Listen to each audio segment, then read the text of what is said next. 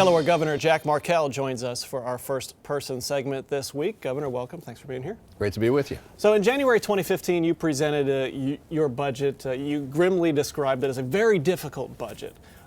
This year, very different. It's a 5% increase over last year. What's changed?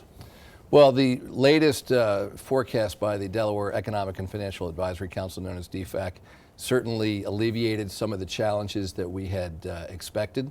But that being said, we can't miss an opportunity to make sure that the state's finances are on a sustainable path going forward. We do have a AAA credit rating, which is great, but there's no question items like health care continue to pose a real challenge. And we'll get into some of your changes on health care coming up. You're confident that the DFAC numbers will hold? It seems like they can change, obviously, before June. Well, they do change, and that's just the nature of the beast. But they're the best projections that a very smart group of people can make based on the information available to them every time they meet.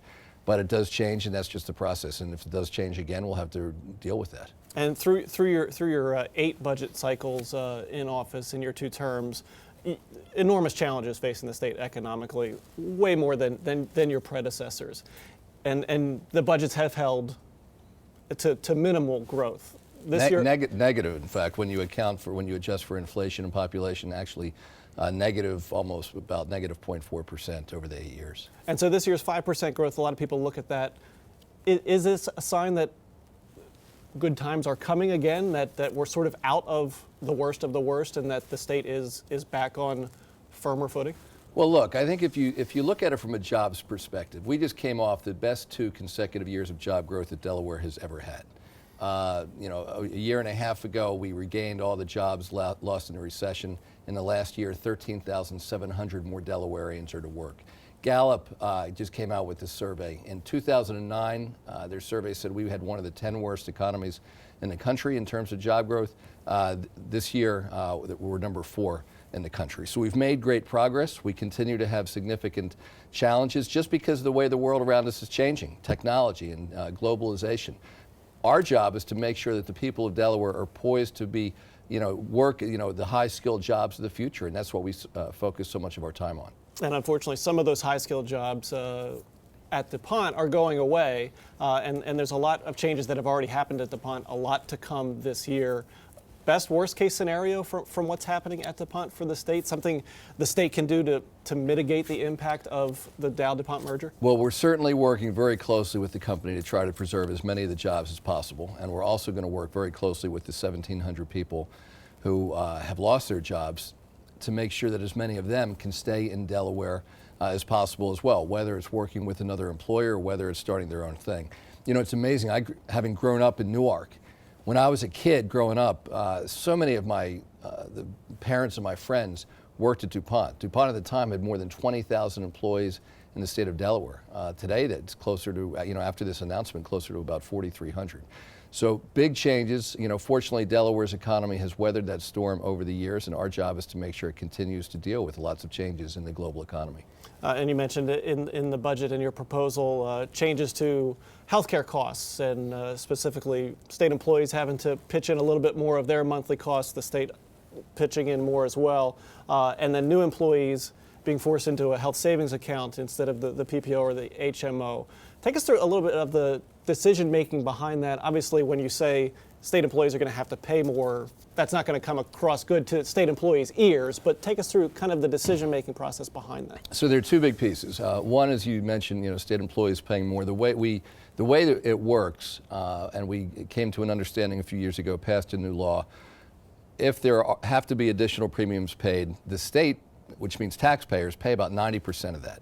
So the taxpayers are paying significantly more, and employees have to pay about 10% of the increase. So that's one piece of it.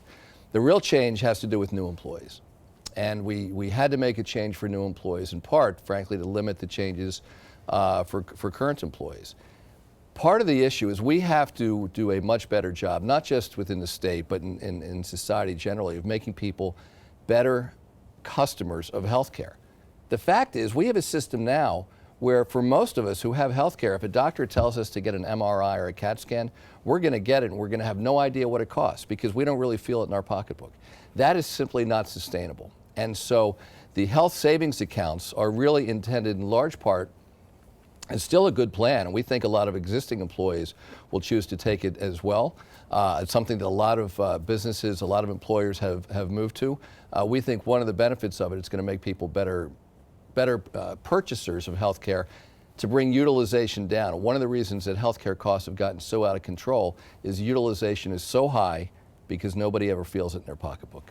Another budget item, you've allocated some money, $6 million, to support changes to the Wilmington, the redistricting process. Right. But there's some specific language that you used in presenting that money about what that plan should look like. Explain that. So this is something that goes back. Well, when you think about it, we're almost at 40 years now since the busing started, and so the fact is, families in Wilmington have really become disenfranchised when it comes to their kids' education, because with the Wilmington kids divided up amongst a bunch of school districts, if you look at the board representation on these districts, there's not a lot of representation from the city of Wilmington. That's a big problem. And the second problem is it's really hard for families, who may be struggling to get down to Newark to be at after-school activities, to be at parent-teacher conferences and the like.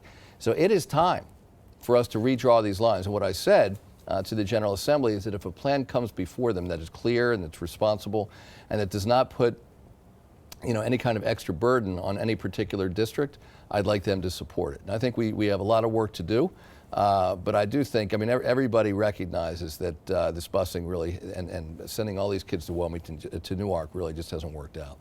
So you have less than a year left now in office. A sense of urgency behind one or two things that you really need to get done this year that is kind of burning inside?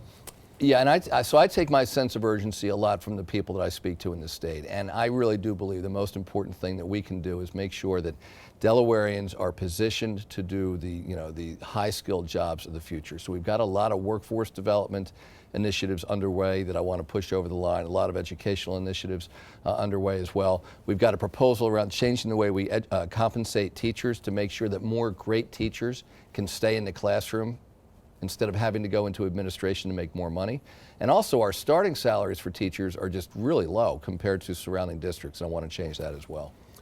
Too early to talk about what the next year after this may hold for you? Yeah, I don't know. I've got, one of the things, this job, I love this job. It's an amazing opportunity, but it really does require all of my attention. My philosophy has always been if I do good things, good opportunities will present themselves. Maybe I'll work the cameras at WHYY, because you got a couple older cameramen and they must be on their way out soon. Well, so I think you may need a replacement. All right, well, we appreciate your time spent here at WHYY and First, as always, and maybe a year, who knows, you put in your application. I just might. We'll put in a good word for you. Okay. Governor Markell, thanks so much. Thank you. And you can watch this interview on newsworks.org/Delaware.